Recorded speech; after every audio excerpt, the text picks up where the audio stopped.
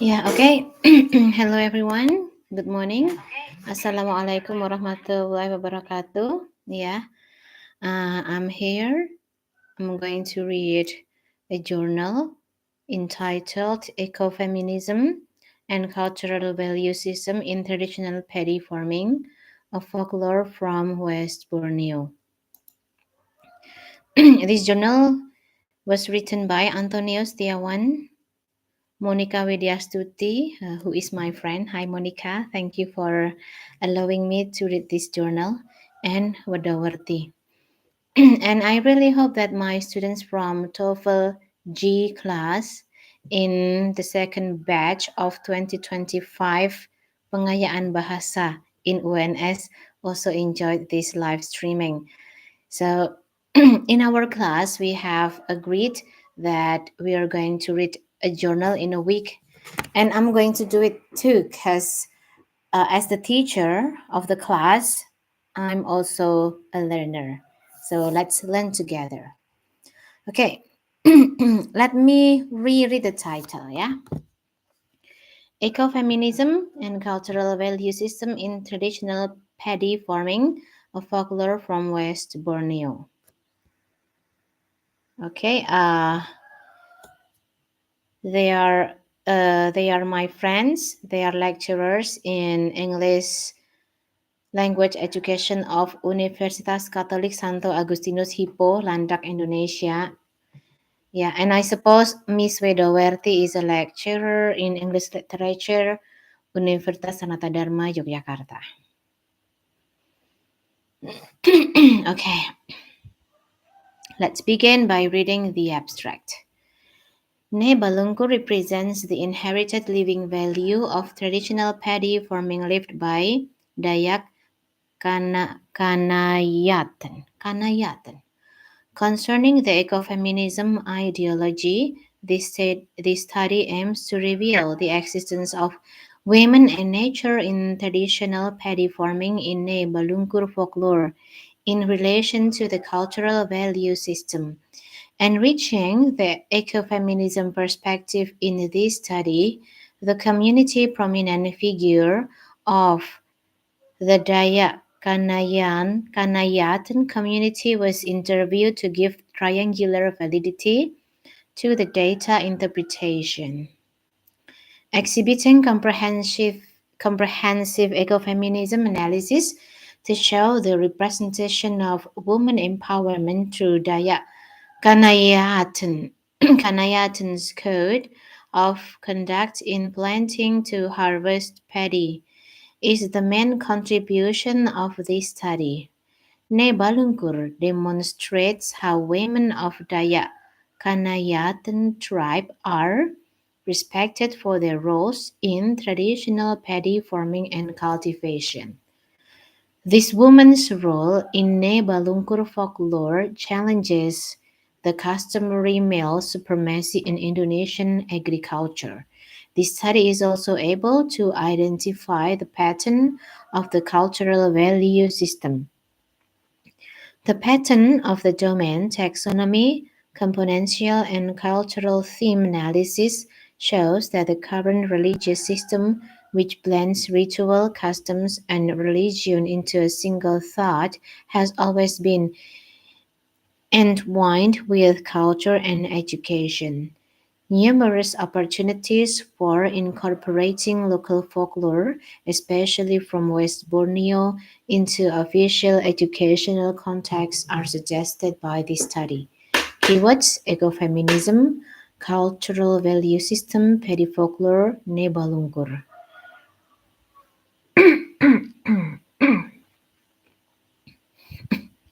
Oh, this is the Indonesian version. Dayak Kanayatan. Sorry if I'm pronouncing this not in the correct way. Okay.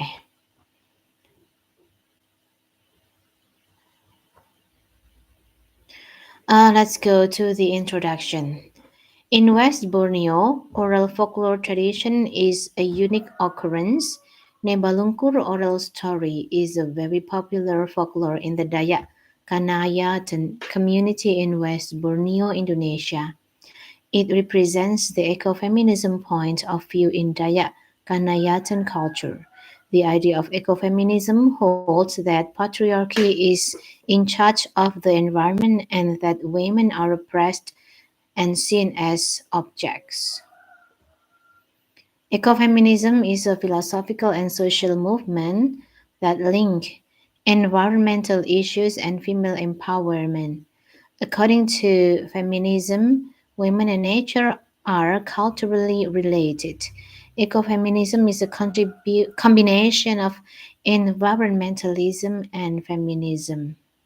Furthermore,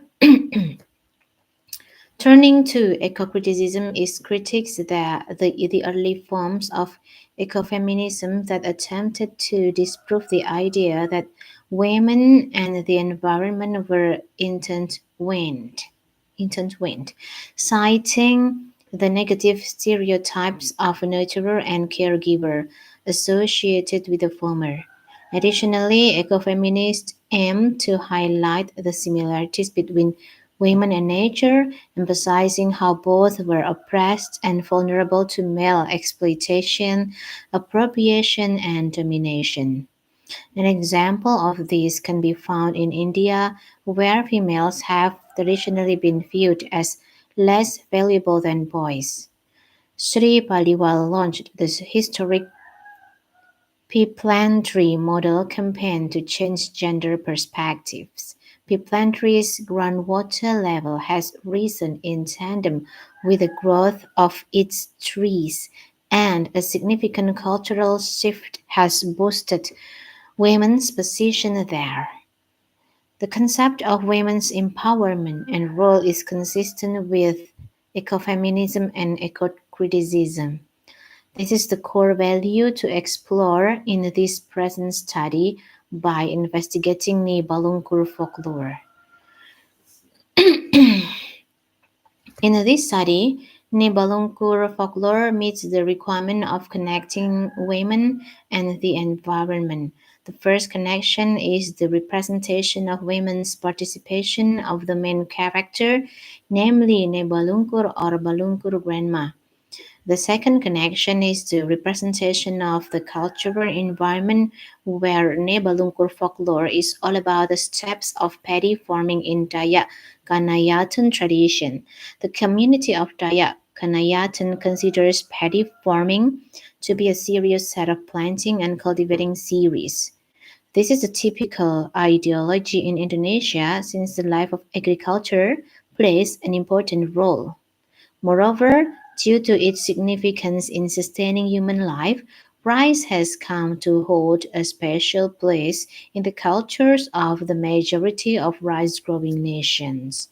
Understanding and clustering the role of women in nature and society, especially in the traditional Dayak Kanayatan paddy farming, which is represented in the history is the main aim of this study on Nebalungkur folklore. Furthermore, it observes that every stage of its customary paddy cultivation reflects the ingrained cultural value system. Barley originally specified only 13 steps for Dayak Kanayatan traditional paddy farming. The steps have been amended to 15 in this study after revisiting the story of Nebalungkur's folklore. One of Dayak Kanayatan's most notable representation was thoughtfully interviewed as part of a triangulation process.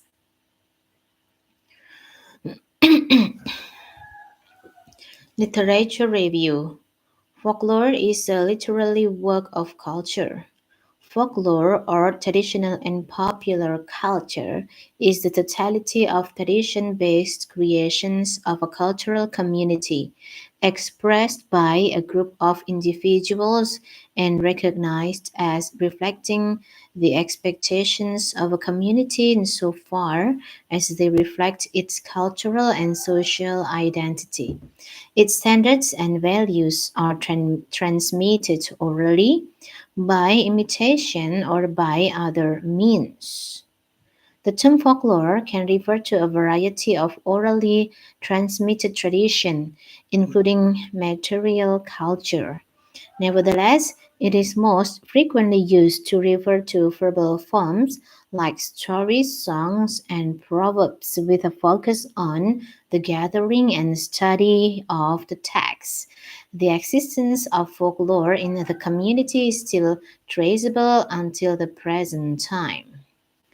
Folklore is a dialectical relationship between literature and reality, which gives a reference for the community in understanding and creating reality. Considering the oral tradition of Dayak Kanayatan, folklore, which is regarded as a story in this community, is inherited among generations by verbal narration or spoken. Since they live communally, the Dayak tribe defines family as the complete extended family because dozens of family members may live in a single long house and folklore may seize the day. Typically, adults tell children this. This kind of folklore belongs to verbal folklore. Referring to Horace, the essential of literary works meets the aspect of those at utile, which means beautiful and meaningful. The previous generation uses folklore to teach the value of life, reflecting the Dayak Kanayatan's culture. Folklore as an oral tradition is used to teach the value of life. In specific, Nebalungur folklore describes the relationship of the prominent character of a woman with God in her search for the best paddy cultivating technique.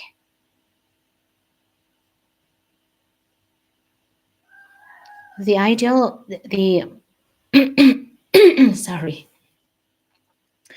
The ideology of the high value of rice in culture is narrated in various folklore in Indonesia, such as Nyi Pohaci Sanghyang, Wawacan Dewi Sri, and Nyi Pohaci Sanghyang Sri from West Java. Dewi Sri or rice goddess in Bali, Barudayang from North Sumatra, the story of Paddy from Maluku, and the origin of Paddy from Madura.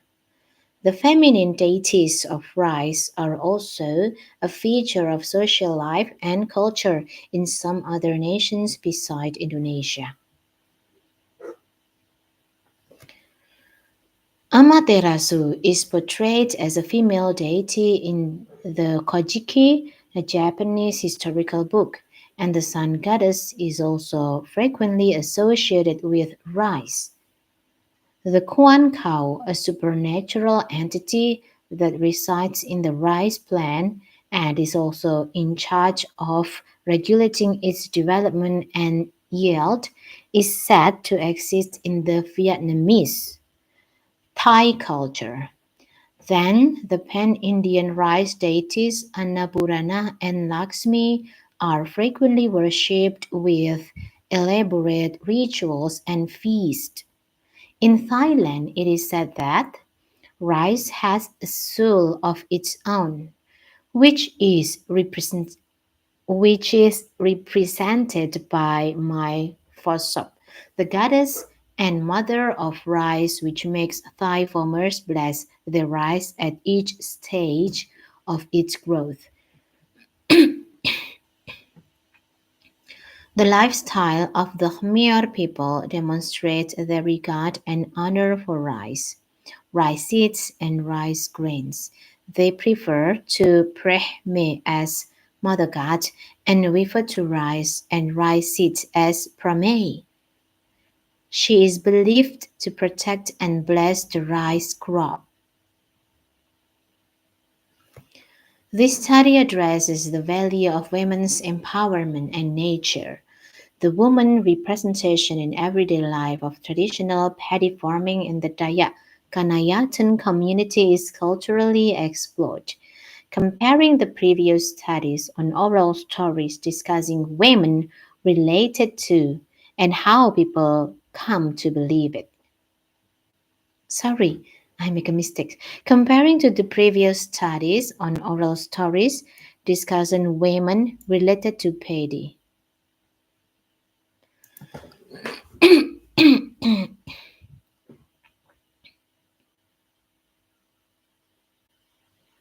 Following the previous studies, Nastiti discusses the myth about the origin of Paddy and how people come to believe it. Using Sundanese texts, Holil reveals the sociological perspective underlying the origins of rice and its ceremonies. And Jarwati, with her ethno-linguistic perspective, focuses on language use and belief of the Javanese community toward planting paddy activities in East Java. Yati explores the motive and humans or animal parts of the body that turn into paddy. However, from a geographical standpoint, none of these studies addressed the paddy's origin in West Borneo. Somehow, two studies that deal directly with the cultural and moral values of Nebalungkur folklore are described. Additionally, this study follows broadly, particularly about preserving the stages involved in traditional farming. Using an ecofeminism approach, this study wants to correlate the woman's role in nature and the cultural value system on the inherited steps of traditional farming lived by the Dayak Kanayatan community. It explores the value of woman empowerment not only in the nature but also in society. The applied domain taxonomy, componential, and cultural theme analysis in this study enables us to portray the trends and the pattern of the involved woman in nature in ecofeminism and the seven cultural value system. This study aims to shed light on the role of nature and women in traditional paddy farming in Nebalungkur folklore in relation to cultural values. It describes how nature and women fit into Nebalungkur folklore's taps of traditional farming practices and cultural value systems, utilizing the updated traditional farming methods of Dayak Kanayatan in Nek Balungkur folklore, which have increased from 13 to 15 steps after the recapped narrative. This study attempts to address the following research question. 1. How is the presentation of woman and nature in the 15 steps of traditional farming in Nek Balungkur folklore? 2. How is the involvement of the cultural value system in the 15 steps of traditional farming in Nek Balungkur folklore?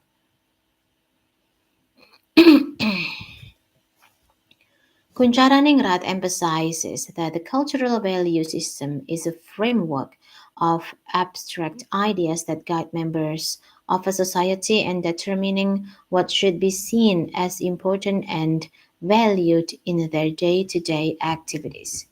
Kuncharaningrat emphasizes seven aspects of the cultural value system, namely language, knowledge system, social organization, life equipment system and technology, livelihood systems, religion systems, and art systems.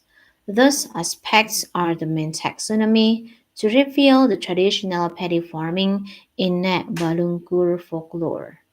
Reflecting the ecofeminism perspective from Abdel Malik and Wiyatmi et al., this paper explores the role of women in nature and nature in Balungkur folklore.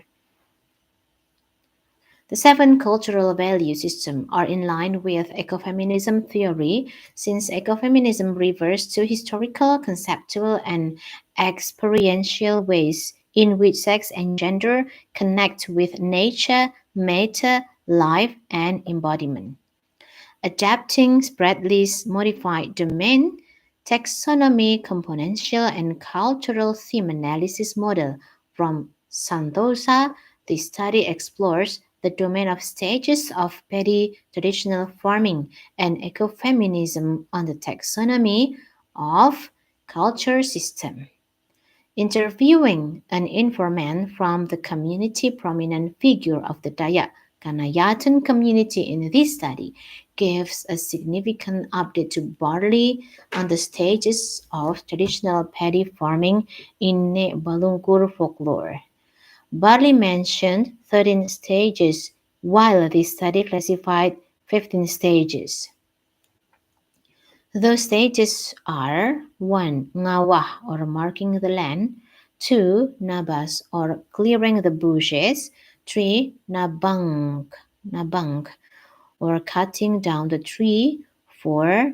Ngarangke or sun drying the cut down bushes and trees, 5. Nunu burning the land, 6. Nugal or preparing the planting hole, 7. Mani or seeding, 8. Ngamalo or monitoring the planting hole. 9. Balala or locking down the village. 10. Mipit or tasting new paddy. 11. Matahatan or harvesting selectively. 12. Bahani or harvesting concurrently. 13. Ngiret or selecting paddy. 14. Nampi or picking out empty paddy. 15. Nyamur or drying harvested paddy.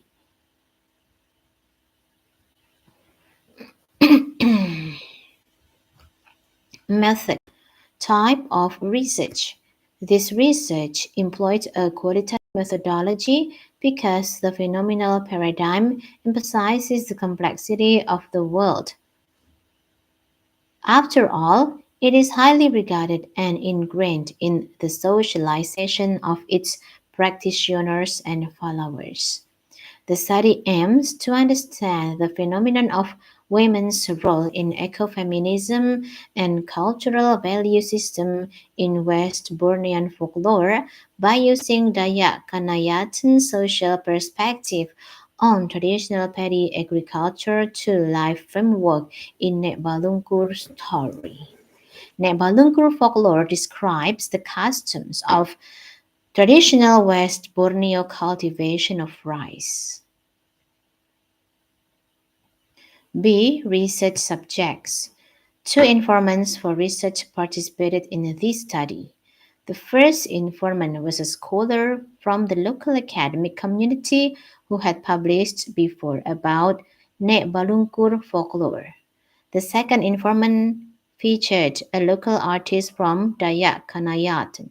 The best name was proposed to be the research informant based on the recommendation from the Dayak Kanayatan local community, and it came from a famous local artist who works in sculpture and art performance. People admire the glorious artworks that the informant has made. The story of Ne Balungkur folklore was skillfully translated into exceptional artwork by this informant through the creation of a series of cemented reliefs. Located in Ngabang City right up until the present day, one of West Borneo Sports Stadium has featured exquisite presentation of Nek Balungkur on the Longhouse. Those qualities of the two environments assured the researchers that they were ideal for the study. The first informant provided enlightening information on steps that were absent from Nek Balungkur's traditional farming practices in her previous publication. The second informant, who was excellent at narrating Dayak Kanayatan local folklore, confirmed that two more phases of traditional paddy cultivation had to be added to the revision of the first informant's publication on the Nek Balungkur.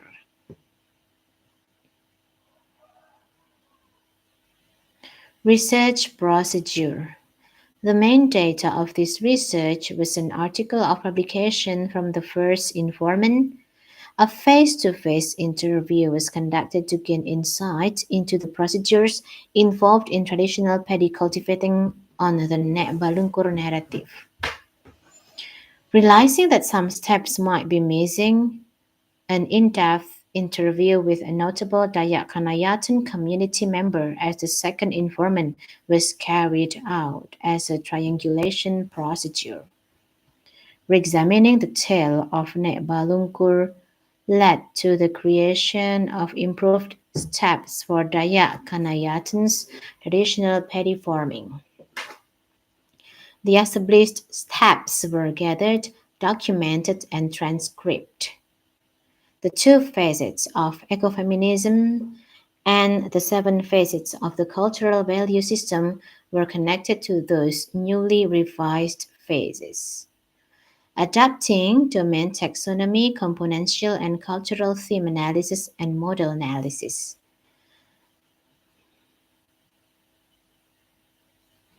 Mapping every step of traditional paddy farming on Nek Balungkur folklore about women and nature as ecofeminist elements, as well as on religion, society, knowledge, language, arts, livelihood, and tools on a cultural value system was the method used to analyze the data. Re-interviews with the informants were performed to confirm and double-check the analysis conclusion. Results and discussion. After reviewing Balungkur folklore with the help of two notable informants in this research, the discussion aims to identify the newly revised 15 steps of traditional paddy farming. Previously, only 13 steps from barley, and examine how they relate to two aspects of ecofeminism and seven cultural value systems. In showing the result, the domain taxonomy, componential, and cultural theme analysis model gives a clear mapping of the following findings. The componential table is best pictured in Table 1. Table 1, the common componential table, adapted from Santosa and Spratly. Sets of traditional paddy farming in Balungkur folklore, ecofeminism, cultural value system. Marking the land, clearing the bushes, cutting down the trees, sun drying the bushes, burning the sun dried bushes, preparing the planting holes, seeding, monitoring the planting holes, locking down the village, testing to taste the new paddy, selective harvesting, concurrent harvesting, separating the paddy from the stalks, picking out the empty paddy, sun drying the selected paddy. Ecofeminism aspect, women and nature.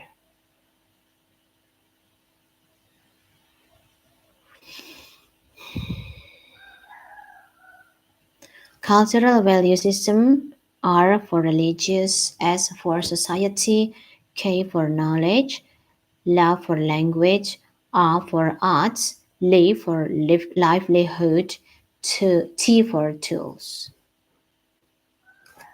The folklore of Balungkur's story was analyzed in the context of mapping the componential table to determine how paddy fields are traditionally formed.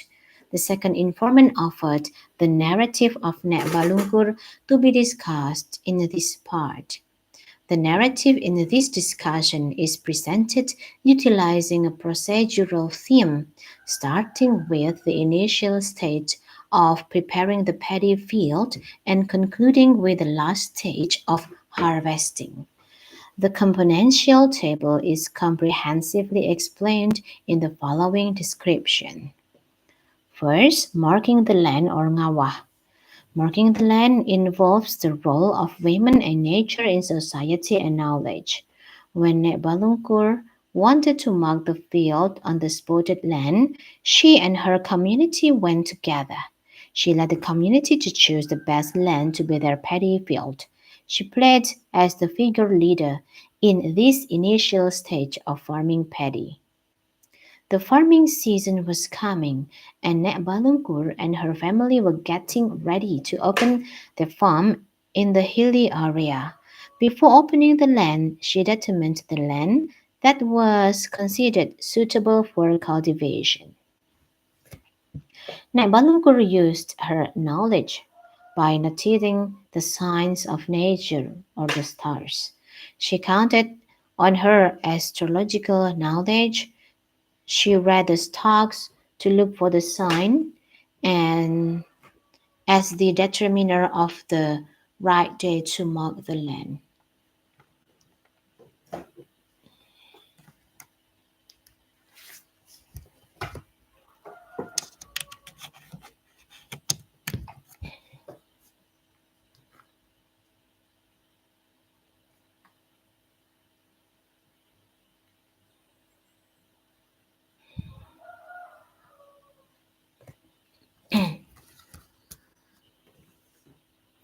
Nek Balungkur watched the stars at night to look for the sign indicating the right time for doing our activity.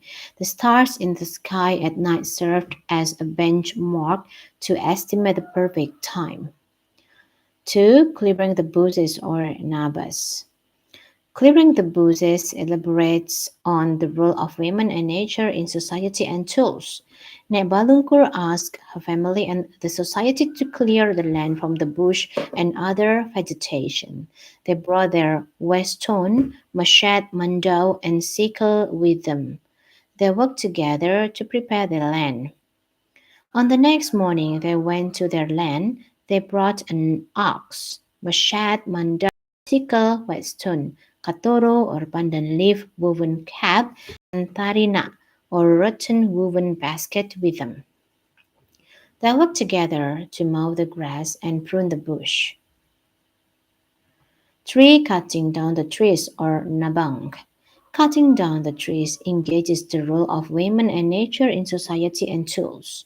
After clearing the bush was finished, Nebalungkur asked her family to work on the land. They used their hard cutting tool to cut down the trees on their land. After Nabas, she led her family to cut down the trees in the spotted field location until her family decided they had enough land. They continued doing it. 4. Sun drying the bushes and trees or ngaranke. Drying the bush and trees after clearing the land occupies the role of woman and nature in knowledge. Balungkur tried to find a way how to get rid of the clearing and logging results. She was one to decide the duration of the sun drying. Balungkur thought that the wood that had been cut must be dried for some time, ranging from 1 month to 2 months until the woods got dry to burn. 5. Burning the sun-dried bushes and trees or nunu. Burning the land is related closely to the role of women, woman and nature in society and knowledge. When the time of burning land was right, the log was dried enough to burn. Balungkur, her family, and the community went to the land and burned it. She ordered the community to let the charcoal and the combustion dust have to be deposited for a week. When the time was perfect, Nek Balungkur and her family burned the dried bush and log. The nunu charcoal and combustion dust had to be left for 7 days. 6. Preparing the planting holes or nugal. Preparing the planting hole after burning the land has a relationship with the role of women and nature in society and tools. On days 8 to 10, Net Balungkur and all the community members went to their land to prepare the planting holes. The sharpened wood sticks were used to make the planting holes. So, on the 8th to 10th day, it was time for Nek Balungkur family and the whole community to go to the fields to Nugal, make planting holes in the ground with sharpened wood sticks.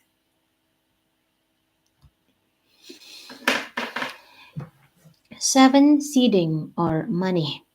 Seeding has a close connection to the role of woman and nature in society and knowledge. Nek Balungkur and the society worked together to seed the planting holes. They buried the seeds of paddy and vegetables. They grew plain rice, sticky rice, some vegetables, corn, gourd, cucumber, spinach, and pumpkin, and turmeric. When the planting holes were ready, they seed planting money, plain rice, sticky rice, corn, gamang gourd, cucumber, spinach, barungi, pumpkin, and turmeric. F. Monitoring the planting holes or ngamalo. Monitoring the planting hole represents the role of women and nature in society and knowledge. To keep the planting seed safe from weeds and maintain the growth of the seeds, they spend time all day long taking care of all the planting holes. They use their bare hands to pull out every weed. While waiting for the seeds to grow every day from morning to evening, Nek Balungkur with her family always went to the field to Ngamalo, control the planted seeds in Tugalan, the planting holes to keep the growing seeds safe from pests and weed. When the planted seeds thrive, they carefully clean or pull out the weeds that grow between their plants to not disturb the growth of the seeds. 9. Looking down the village or balala. Doing balala or looking down the village symbolizes the role of women and nature in religion, society, and knowledge. Considering their belief in God and perception of being safe, the society locked down their village in the hope of prosperity on their land.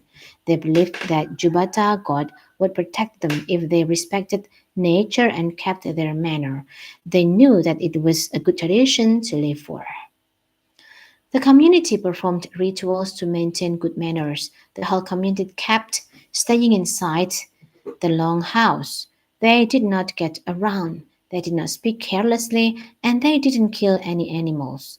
They believed that Jubata God would protect them and their village by locking down the village or doing balala.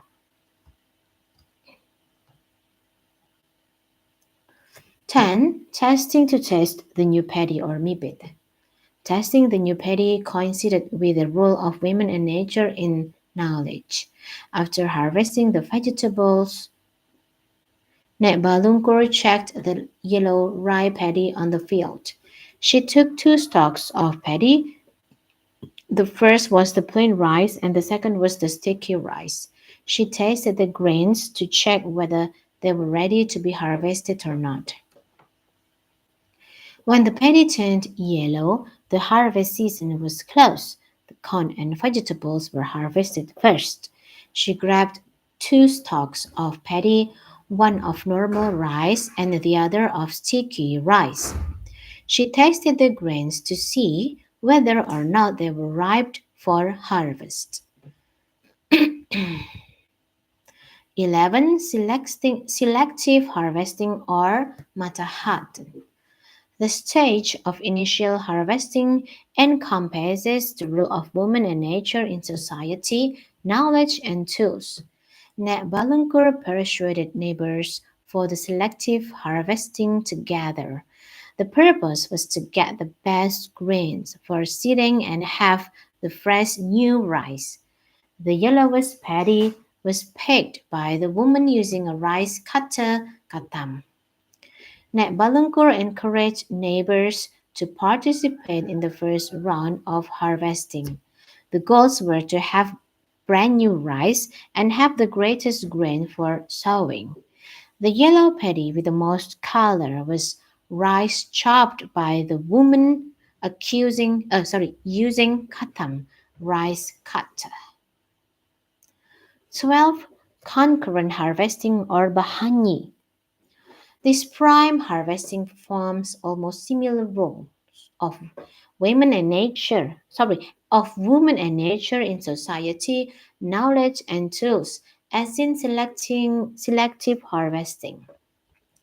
Concurrent harvesting begins with having a meal together with the community. It is the Thanksgiving ceremony where new rice is served in plain rice and glutinous rice. Bahani is taking the entire harvest. The woman used katam or rice cutter and brought katoro or rattan basket. During the harvesting season, Nek Balungkur did not forget to invite her neighbors to harvest bahani, their crops. At the same time, she made a Thanksgiving event for the new rice mill Ngabati. They took their crops into a Katoro rattan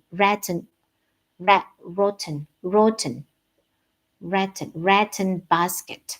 At home, the new plain rice and sticky rice were cooked and served. However, this stage involves religion since it performs a Thanksgiving ceremony. Nek Balungkur got an advice from Jubata God. She believed that doing this advice would make an abundant harvest in the following season. When holding a Thanksgiving ceremony, please invite all neighbors so they can enjoy the harvest from the fields that you have. Don't forget to give them rice, vegetables, and side dishes when they return to their respective homes at the end of the Thanksgiving event. Ask Jubata to Nek Balungkur. 13. Separating paddy from the stalks or kneaded. Separating paddy from the stalks indicates the rule of woman and nature in knowledge and tools. The rice was separated from the stalks by keep stepping it on a woven mat. Feed became the perfect human mechanical system to remove the grain. Nebalungur trampled the paddy to separate the rice grains from the straw. 14. Picking out the empty paddy or nambi. Picking out empty paddy meets the role of women and nature in knowledge and tools. In creating and selecting the whole grains from the empty ones, a Nyero diagnos or tampah Japanese large round woven bamboo was used to fly the whole grains into the air.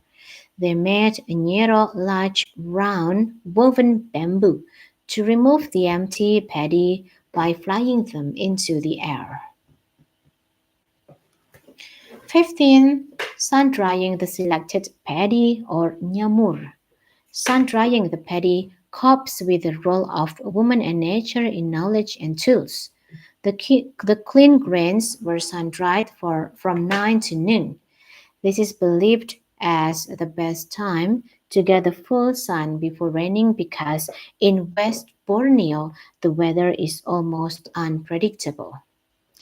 The selected grains were sun-dried. The activity of sun-drying the selected paddy was done by the woman between 9 to noon. Conclusion. Understanding the role of women in nature and society is achieved by examining the stages of traditional paddy farming as they are portrayed in Balungur folklore. Based on the insights provided by the in, two informants, the story was revisited and triangulated, allowing this study to update the steps of traditional paddy farming into 15 steps. Carefully examining all the findings, the study found that Nek Balungkur empowered other women as well as her agricultural society. Nek Balungkur represented that she as a woman played a key part in all phases of traditional paddy farming in Nek Balungkur folklore. She was the matriarch leader of the whole extended family and the society in the village. Through successful harvesting, her expertise in cultivating the rainforest paddy field provided prosperity to the community. Her ethereal connection to the Jupiter god, who recommended a gratitude ritual to celebrate the arrival of newly harvested rice, demonstrated her cultural influence on the community. Due to the intimacy with nature, the Dayak Kanayatan community is known for having a harmonious relationship with God. It is a living value that the society Dayak Kanayatan community respects nature. In the Balungkur folklore, the Dayak Kanayatan civilization values the emancipation of women highly in leading traditional paddy farming. It against predominantly men's territory in Indonesian agriculture. This folklore does excellent work of illustrating the importance of women and nature as the core tenets of ecofeminism, especially when Nek Balungkur located the area to establish a paddy field, ngawah, and figured out all the calculating strategies of preparing the planting holes or nugal. Examining the similarities between the cultural value system and the componential table, the pattern indicates that the current religious system has always been intertwined with culture and education. The steps of locking down the village or balala and concurrent harvesting or bahani integrated ritual, custom, and belief into a single idea. In the meantime, tools utilized in traditional paddy farming were identified as a means to understand society more comprehensively and discover their intended purpose. These tools are represented. These tools are represented in clearing the bushes or nabas, cutting down the trees or nabang, preparing the planting holes or nugal, selective harvesting or matahatan, and picking out the empty paddy or nampi. Farmers cultivate unprofitable rice fields in hilly areas using conventional equipment since it is less expensive. Nebalungkur folklore included representations of many customary tools, such as the machete or mandau, rice cutter or katam, sharpened wood stick, sorry, I'm sorry if I don't pronounce it correctly, okay? Rotten, rattan woven basket or tarinak, and large round woven bamboo or nyero. Balungkur folklore proves that there is a transfer of knowledge of traditional paddy farming in the Dayak Kanayatan community. Folklore is thought as an oral tradition that is utilized to educate the value of life. In this context, teaching value in the Dayak Kanayatan community. Unlike previous scholars who looked into possibilities of designing folklore for educational setting, the setting of this present study is socio-cultural. Therefore, it has little to do with formal education folklore. Pryor and Bowman narrate a persistent theme over the ages that highlights the fundamental goals of folklore and education to strengthen the learner and advance the community. The students living in West Borneo are exposed to a rich heritage of oral folklore from the Dayak and Malay tribes, which is passed down orally. The study implies that oral traditions such as folklore can be modified for use in formal educational setting, particularly in West Borneo and other regions having a rich oral folklore culture. Acknowledgement. The researchers would like to express their gratitude to the Republic of Indonesia through Lembaga Pengelolaan Dana Pendidikan or LPDP for providing support in conducting and completing this research. The article is also a tribute to Pak Barto, the second study informant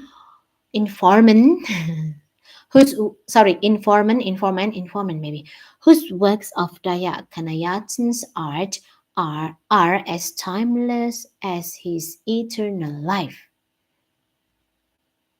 References. Okay. Agung Ahuja Akhtar Anjarwati Barley again Baxter Berno Bonner Chandraningrum Davies Dor Ekajati Elisavni Finnegan Guard Dawson Hin Holil Hutomo Jones Justin and Manon Kuncharaningrat again Koski Kusnita Mallory Miriam Moleong Lexi Mondal Nastiti Nikmah Nugroho Nurahmawati Ohnuki Orlando Pakideng Peabody Pryor Richmond Santosa Satinam Sepota Shiva Bradley Sujidin Tiu Tan and Van Tong Arboots Yumanahilo UNESCO Fakoj 1R Warren Wiyadmi again Yeti Zabilin. Okay, I'm finished. All right, thank you very much, everybody, for joining me reading. And yeah, I'm doing this because I gave a task for my students interval J of Pengayaan Bahasa LPDP Batch 1 2025 to read one journal in a week. And I suppose this video can show them that I, as a teacher, also do the same thing. And I'm really sorry if I make some mistakes in reading these journals, such as pronouncing the words not in a correct way. It is because I really need to learn more and more. Thank you very much for watching. Goodbye and wassalamualaikum warahmatullahi wabarakatuh. Bye.